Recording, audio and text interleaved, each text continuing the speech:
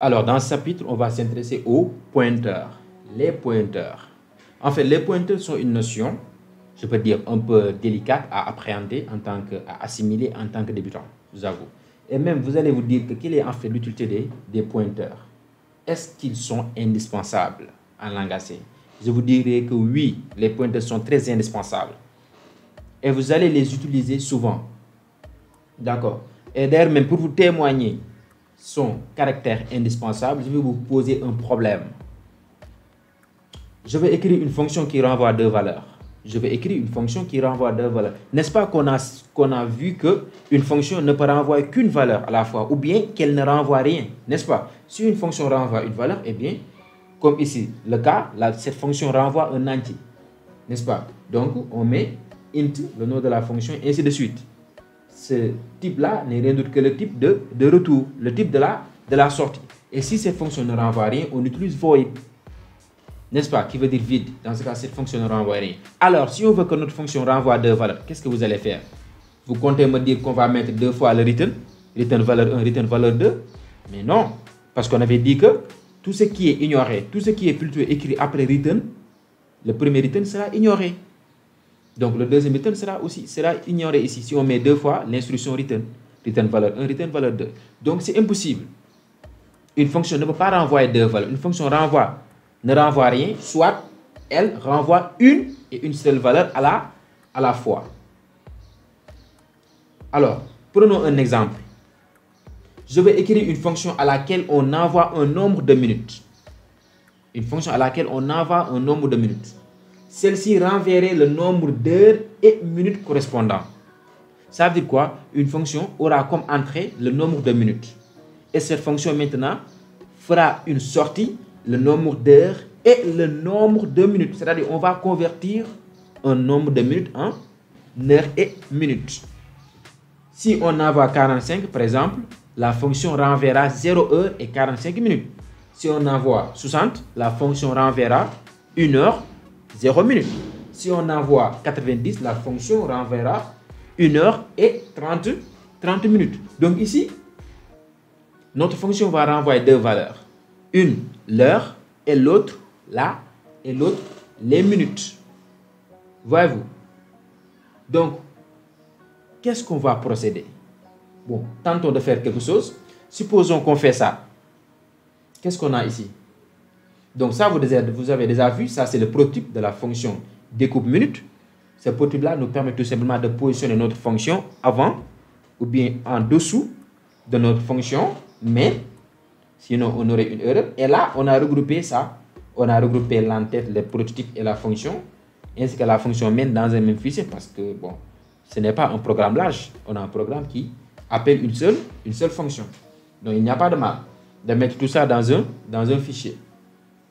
Et là, vous voyez notre fonction. Notre fonction ne renvoie rien.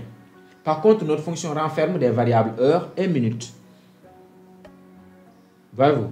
Donc, la variable heure là de la fonction découpe minute stocke tout simplement le nombre de minutes divisé par 60, c'est-à-dire l'heure. La variable minute stocke tout simplement le reste de la division minute par 60, c'est-à-dire les minutes restantes. Voyez-vous? Et cette fonction prend deux paramètres, heure et minute. Alors, dans la fonction main, n'est-ce pas, heure est initialisée à 0, minute est initialisée à 90.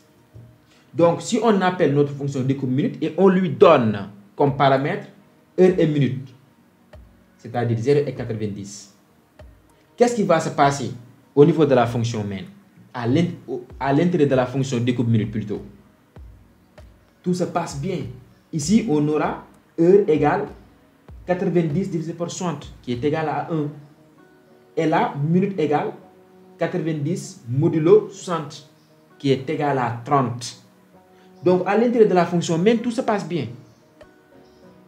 Tout se passe bien, n'est-ce pas?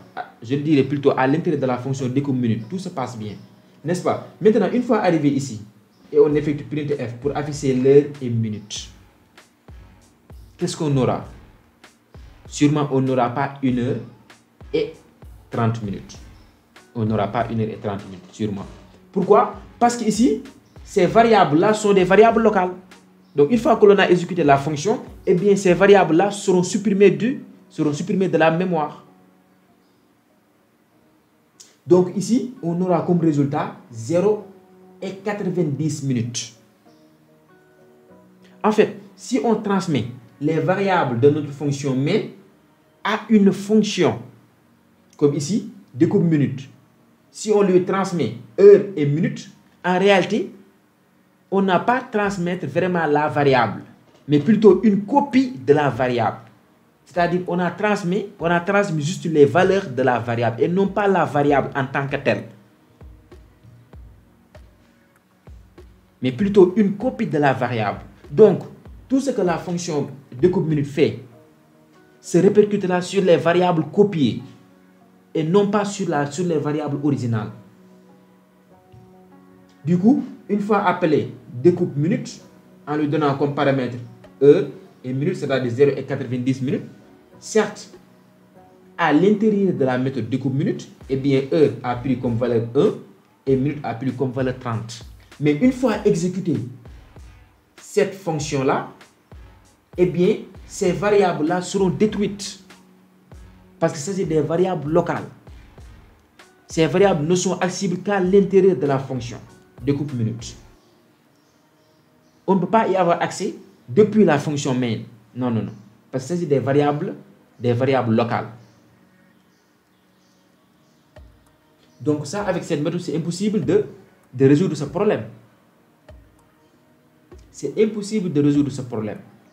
Parce que là, au lieu de transmettre la variable en tant que telle à la fonction, on transmet la valeur. Donc ici, une fois arrivé là, la fonction ne va pas utiliser vraiment la variable heure qui est là et la variable minute qui est là. Non, non. Mais elle va créer une copie des variables. Elle va créer, on peut dire, une autre variable heure. Une autre variable heure. Et une autre variable minute. Donc la fonction va modifier ces variables-là, nouvellement créées, c'est-à-dire ces copies. Et la modification de ces copies n'affectera pas les variables originales, entre guillemets, c'est une manière de parler. C'est-à-dire ces variables-là.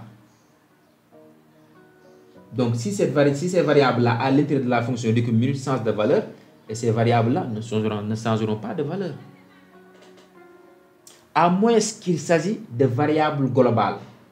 On a vu les variables globales, n'est-ce pas? Les variables globales sont créées en dehors de la fonction main, c'est-à-dire ici, à cet endroit-là. On est d'accord? Et on avait dit que c'est très déconseillé. C'est à bannir, c'est à supprimer. Il ne faut pas procéder ainsi. Il ne faut pas utiliser une fonction pour modifier, pour altérer les variables globales. C'est déconseillé. Donc, dans ce cas, comment faire pour pallier cela? Comment faire pour parvenir à résoudre ce problème-là? C'est à ce moment-là que manifestent les pointeurs. C'est à ce moment-là que manifestent les pointeurs. Parce qu'ici, comme je le répète, si on transmet des variables à une fonction, en réalité, cette fonction-là va créer des copies de ces variables-là. C'est-à-dire, elle ne modifie pas directement les variables passées en paramètres, mais plutôt elle va créer des copies pour stocker leurs valeurs dans ces copies-là. Et elle va travailler avec ces copies et non avec ces variables directement. Sinon, ici, si heure change de valeur, cette heure-là changera de valeur aussi. Mais ce n'est pas le cas.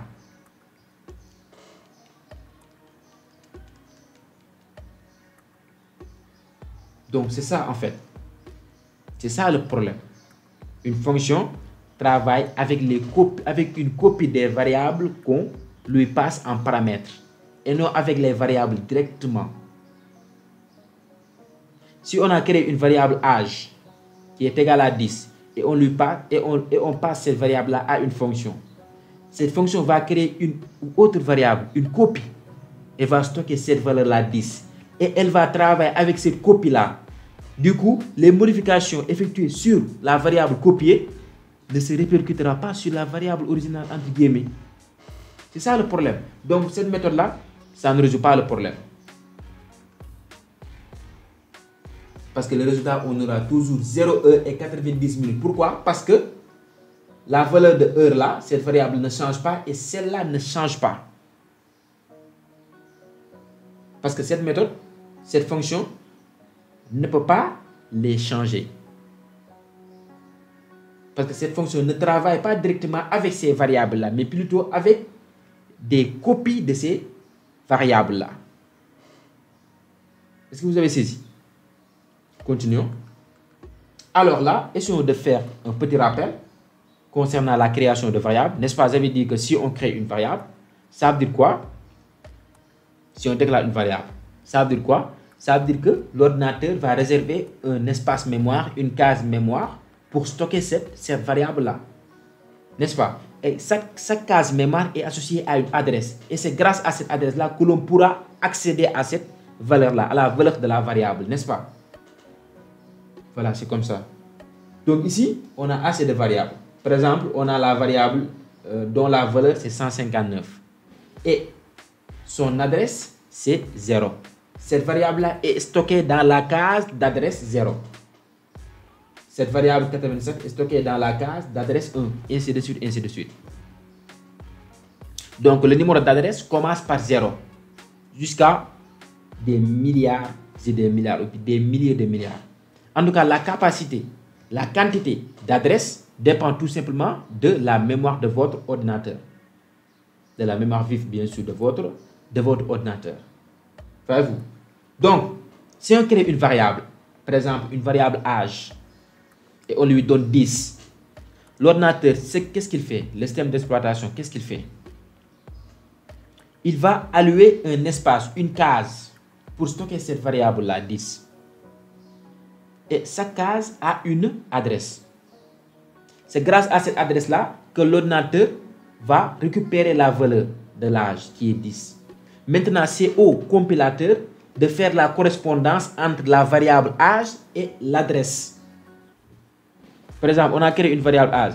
Eh bien, l'ordinateur lui donne l'adresse, c'est-à-dire le stock, stocke la valeur de la variable dans l'adresse 5432 au niveau de la mémoire. Le compilateur saura que maintenant, l'adresse 5432 correspondra à la variable âge. Donc, une fois que l'on a tapé âge dans notre programme, dans notre code source, eh bien, l'ordinateur, le compilateur saura qu'il s'agit de l'adresse 5432.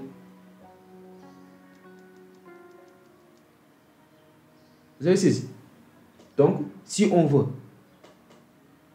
on fait appel à cette variable-là, eh bien, le compilateur va aller au niveau de l'adresse 5432 pour extirper la valeur de la variable qui est 10, la valeur de la variable âge qui est 10. C'est comme ça que se déroule en mémoire. Donc, c'est très simple. Si on crée une variable, eh bien, l'ordinateur va réserver un espace mémoire pour stocker cette variable-là. Et chaque espace mémoire, ou bien chaque case mémoire a une adresse. C'est grâce à cette adresse-là que l'ordinateur va pouvoir récupérer la valeur de la variable. Maintenant, nous, en créant une variable, on ne mentionne que le nom de la variable ainsi que sa valeur, n'est-ce pas? Maintenant, c'est au compilateur de faire la correspondance entre l'adresse allouée et le nom de la variable. Par exemple, si notre variable âge, comme je l'ai dit, est allouée à l'adresse 5432, eh bien, lorsqu'on tape âge au niveau du code source, l'ordinateur saura très bien que l'on a évoqué l'adresse 5432. Alors, pour afficher la valeur de âge, le compilateur ira directement à l'adresse 5432 pour afficher son contenu. Donc, à chaque fois qu'on crée une variable, il y a une case qui est réservée. Et cette case a une adresse. Voilà. Et ça, ce qu'on appelle une cellule. Une cellule a un numéro qui est l'adresse et une valeur. C'est comme ça que ça se passe en mémoire. Maintenant, comme je l'ai dit, si on crée notre variable âge, n'est-ce pas? Et on lui affecte 10 comme valeur, l'ordinateur va créer un espace mémoire pour stocker la variable là, 10. N'est-ce pas? Et pour afficher la valeur d'une variable, c'est très simple, n'est-ce pas? Pour afficher la valeur d'une variable, on met le nom de la variable tout court. Vous voyez ici.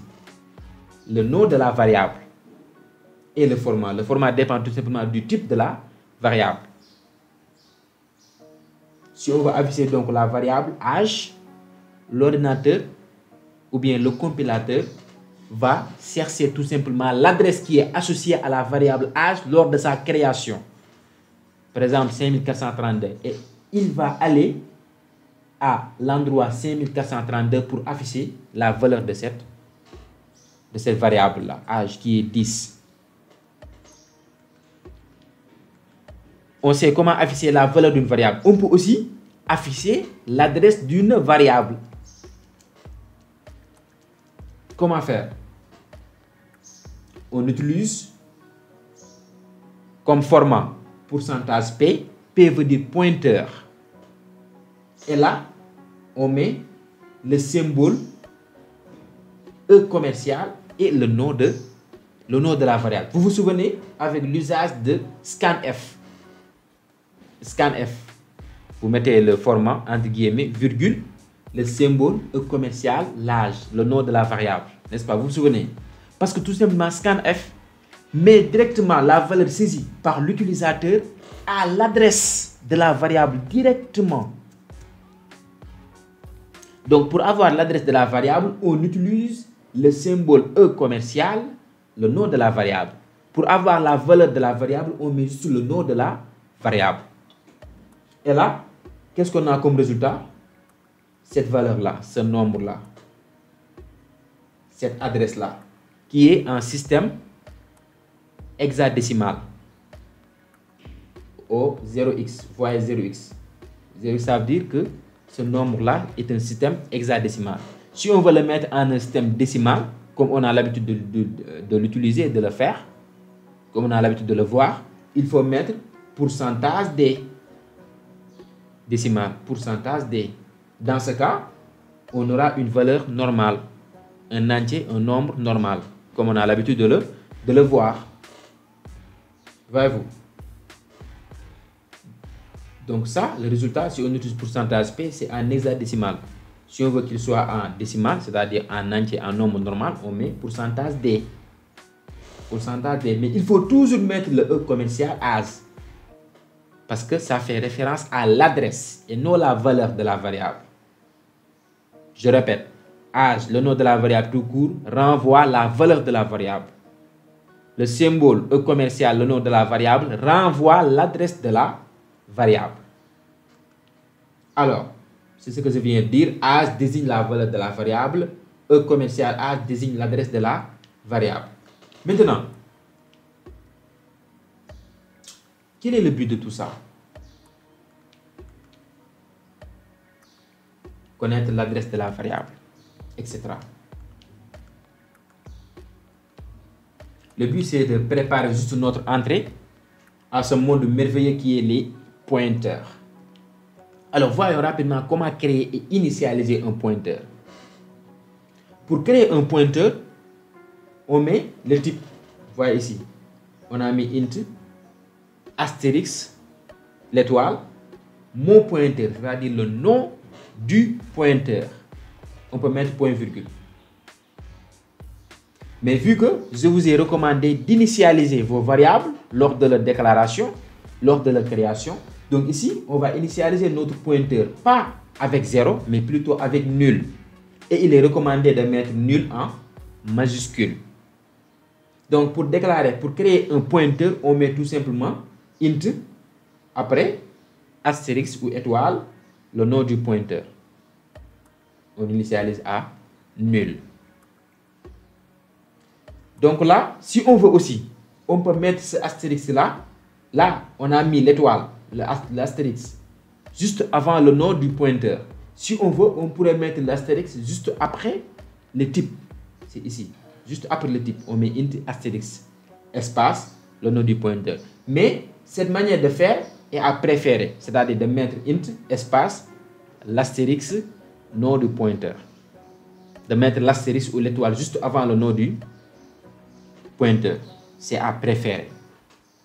Comme ça, si on veut mettre plusieurs pointeurs de même type, on va faire la déclaration d'un coup sur une même ligne en séparant les pointeurs par point-virgule. Et chaque nom de pointeur est accompagné d'astérix. Donc, c'est comme ça qu'on déclare un pointeur. Et on a dit que le pointeur stocke l'adresse d'une variable. Un pointeur est une variable. Mais quand même, sa valeur est un peu particulière. Parce que sa valeur est l'adresse d'une autre variable. Sa valeur est l'adresse d'une autre variable. Donc ici, si on veut créer un pointeur qui stocke l'adresse de la variable âge, donc il faut d'abord créer cette variable-là âge. Vous voyez, on a initialisé à 10. Et là, on a créé le pointeur. Vous voyez, on a mis int, espace, astérix, étoile, le nom du pointeur, pointeur sur âge, égale symbole, le symbole commercial âge. Comme je l'avais dit, le symbole commercial âge renvoie à l'adresse de la variable âge et non sa valeur. Donc, vu que ce pointeur est appelé à stocker l'adresse de la variable âge, on met égal, on l'initialise par le symbole commercial âge, le nom de la variable. Dans ce cas, notre pointeur sur âge est égal à l'adresse de la variable âge. Intéressons-nous un peu au type. Donc ici, on a une variable de type int et aussi une variable de type pointeur. Ça, c'est un pointeur. Une variable de type pointeur. Vous allez me dire donc, pourquoi on n'a pas mis pointeur à la place de int? Pourquoi on n'a pas mis ici pointeur, vu que pointeur c'est un type? Pourquoi on n'a pas mis pointeur à la place de int? En fait, lorsqu'on crée un pointeur, le type de ce pointeur-là, donc ici on a mis int, le type de ce pointeur n'est rien d'autre que le type de la valeur de la variable dont le pointeur stocke son adresse.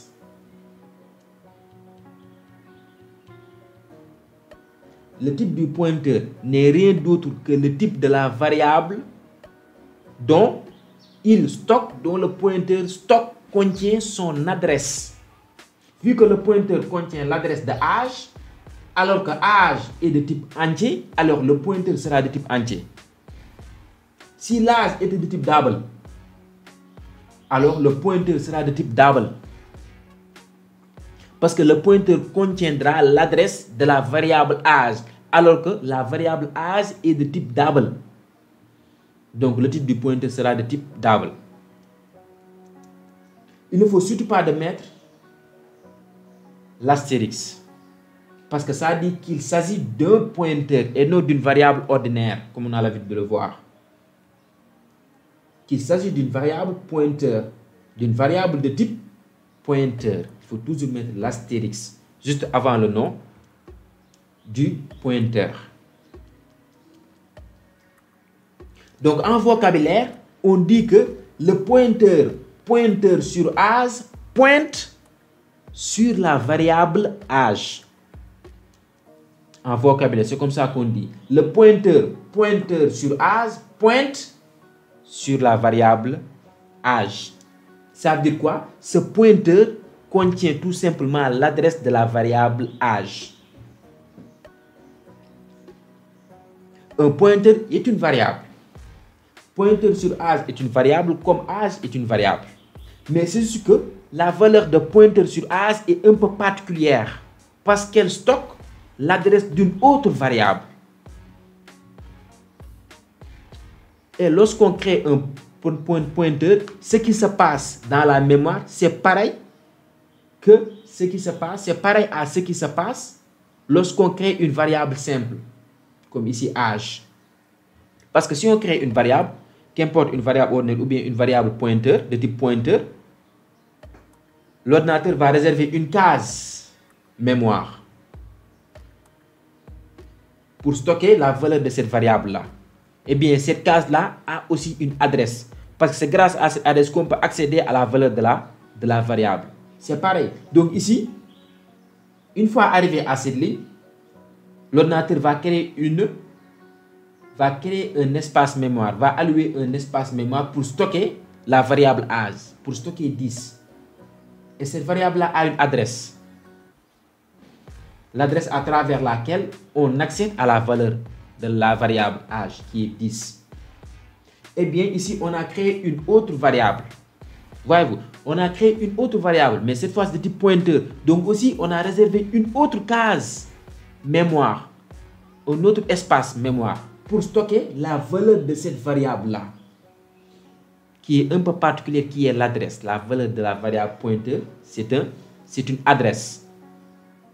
Donc ici, cette variable-là aura aussi sa propre adresse. C'est à travers cette adresse-là qu'on pourra accéder à la valeur de la variable pointeur. Est-ce que vous avez saisi? C'est un peu difficile à assimiler. Si vous n'avez pas compris d'un coup, il faut essayer de revoir la vidéo. C'est très simple. Donc ici, la création d'un pointeur, d'une variable de type pointeur, est pareil en mémoire que la création d'une variable de type int, d'une variable ordinaire. Parce que qu'importe la création de variables, on alloue un espace mémoire pour stocker la valeur de cette variable-là. Et chaque espace mémoire est associé à une adresse. C'est grâce à cette adresse-là qu'on pourra accéder à la valeur de la variable. Donc ici, pointeur sur âge est une variable. Comme âge, c'est ce que pointeur sur âge stocke l'adresse d'une autre variable. Pointeur sur âge stocke l'adresse d'une autre variable.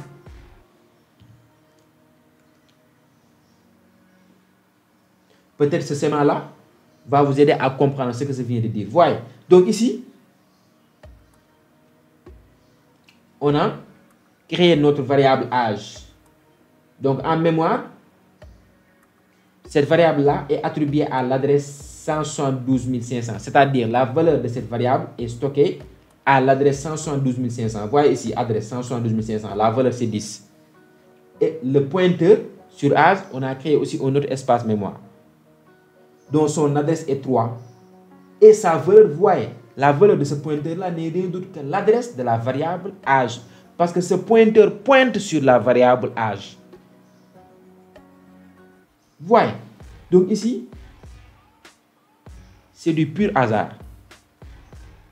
Le pointeur sur âge a adresse 3, âge à l'adresse 172 500. Et sa valeur est 10. C'est du pur hasard. Donc ça veut dire quoi? On ne peut pas prévoir, on ne peut pas prédire l'adresse d'une variable. On ne peut pas prédire ça. Ça ne nous incombe pas, ça ne nous regarde pas.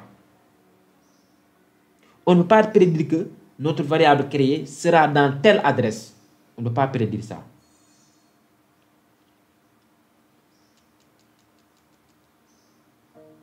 Voyez-vous? Donc voilà, c'est très compréhensible. Ici, on a notre variable âge qui est allouée à l'adresse 172 500. Sa valeur est 10. On a aussi une autre variable qui est un pointeur. C'est-à-dire sa valeur doit être une adresse d'une autre variable. Et ce pointeur-là, pointeur sur âge, sa valeur n'est rien d'autre que l'adresse de la variable âge. Vous voyez ici, sa valeur, 172 500. Mais vu qu'il s'agit d'une variable aussi, elle aura son adresse en mémoire. Donc, si on met pointeur sur âge, dans printf, on aura la valeur de la variable pointeur sur âge. Et si on met E commercial pointeur sur âge, on aura l'adresse de la variable pointeur sur âge qui est 3. Voyez ici. On a créé notre variable âge, on a créé notre pointeur qui pointe sur âge. C'est-à-dire qui a comme valeur l'adresse de la variable âge. Voyez. Et là, on a affiché la valeur de ce pointeur-là. On met ce pointeur sur âge comme on affiche la valeur d'une variable. comme on affiche la valeur d'une variable, on met le nom de la variable. Et là, on envoie 172 500. Parce que c'est sa valeur. Pour afficher la valeur d'une variable, on mentionne juste le nom de la variable. Pour afficher l'adresse d'une variable, on met le signe, le symbole E commercial, le nom de la variable. Donc ici, pour accéder à la valeur de la variable pointeur sur âge, qui est un pointeur, on met juste le nom de cette variable-là, pointeur sur âge. Et ça va nous renvoyer 172 500, qui n'est rien d'autre que l'adresse de la variable âge.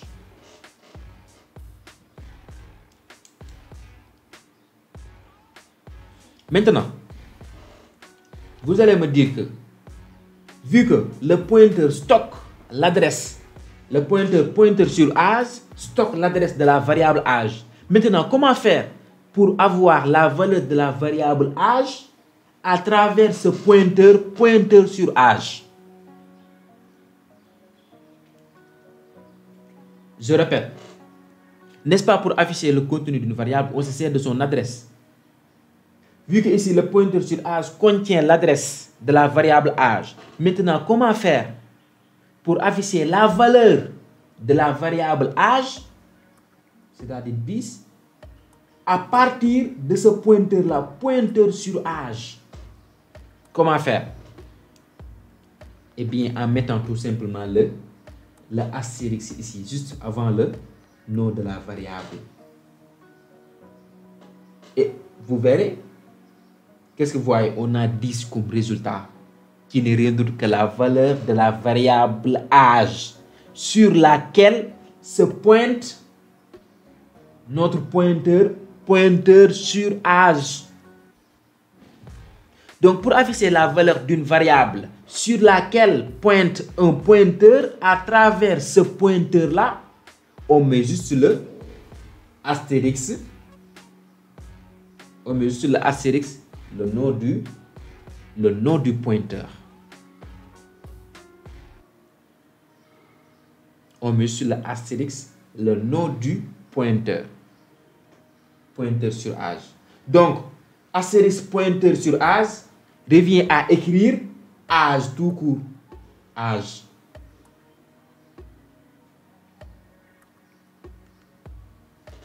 Alors, donc ce qu'il faut retenir de tout ça, tout ce que je viens de dire, ce qu'il faut retenir est que âge, tout court, sans le symbole E commercial, signifie je veux la valeur de la variable âge. Le symbole E commercial âge veut dire que je veux l'adresse de la variable âge. L'adresse de la variable âge. Pointeur sur âge, tout court, signifie que je veux la valeur de la variable pointeur sur âge qui est un pointeur. Donc sa valeur sera forcément une adresse d'une autre variable. Si je mets astérisque pointeur sur âge, ça veut dire quoi? Je veux la valeur de la variable sur laquelle mon pointeur sur âge pointe. Autrement dit, je veux la valeur de la variable dont son adresse est contenue ou bien est la valeur de mon pointeur sur âge. Aussi simple que ça. Voilà ce qu'il faut retenir de ce chapitre. Tout ce que je viens de dire, voilà ce qu'il faut retenir. Le nom de la variable tout court veut dire que je veux la valeur de la variable. Si le nom de la variable est accompagné du symbole E commercial, ou bien est précédé du symbole E commercial, ça veut dire que je veux l'adresse de cette variable.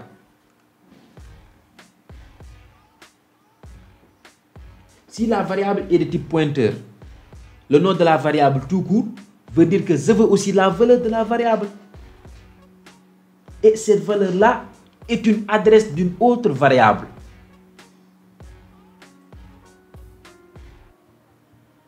Si je mets l'astérix ou bien l'étoile, le nom du pointeur, pointeur sur A, ça veut dire que je veux la valeur de la variable sur laquelle pointeur sur A pointe. Autrement dit, je veux la valeur de la variable dont son adresse est contenue dans pointeur sur âge.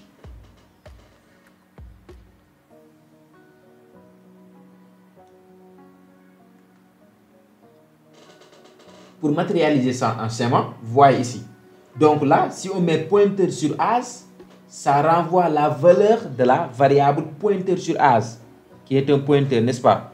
Et cette valeur n'est rien d'autre qu'une adresse, l'adresse de la variable âge. Voyez ici. Donc pour pouvoir accéder à l'adresse de la variable âge, on met le E commercial âge. Et pour pouvoir accéder à la valeur de la variable âge, on peut soit écrire âge ou soit écrire astérix pointeur sur âge. Donc astérix pointeur sur âge et âge renvoie toujours la valeur de la variable âge. C'est ça ce qu'il faut retenir. Bon, c'est un peu délicat quand même à assimiler. Donc, il faut essayer de revoir la vidéo et revoir jusqu'à comprendre avant d'aller à la vidéo suivante. La vidéo suivante aussi portera aussi sur les pointeurs. On va continuer. Parce que ce chapitre-là, c'est uniquement pour l'initialisation et la création d'un pointeur. Voilà. Peut-être, vous allez me dire que donc, à quoi bon de créer un pointeur pour afficher le contenu d'une variable? Alors qu'à travers la variable, le nom de la variable, on va afficher son contenu, sa valeur. Dans ce chapitre, peut-être vous n'allez pas apercevoir l'intérêt des pointeurs, mais dans les chapitres à venir, vous allez noter que on n'a pas créé les pointeurs pour rien, pour amusement, pour vous embêter un peu. Non, c'est très utile. C'est très important les pointeurs. Mais par contre, c'est très difficile à assimiler, à appréhender en tant que débutant. Et pourtant, c'est simple. Mais il faut faire très attention à ne pas confondre le int là, espace, astérix, pointeur sur âge. Ça, c'est la création d'une variable de type pointeur. Ça, c'est la création du pointeur. Du pointeur, la création du pointeur. Et là, si on met dans un printf astérix, pointeur sur âge, c'est la valeur de la variable sur laquelle pointe le pointeur sur âge. La valeur de la variable sur laquelle pointe pointeur sur âge. Donc, il faut faire très attention. Donc là, à la place de astérix, si on mettait le symbole E commercial, qu'est-ce qu'on aura? On aura 3. Ici, on aura 3. On aura l'adresse mémoire de la variable pointeur sur âge qui est 3.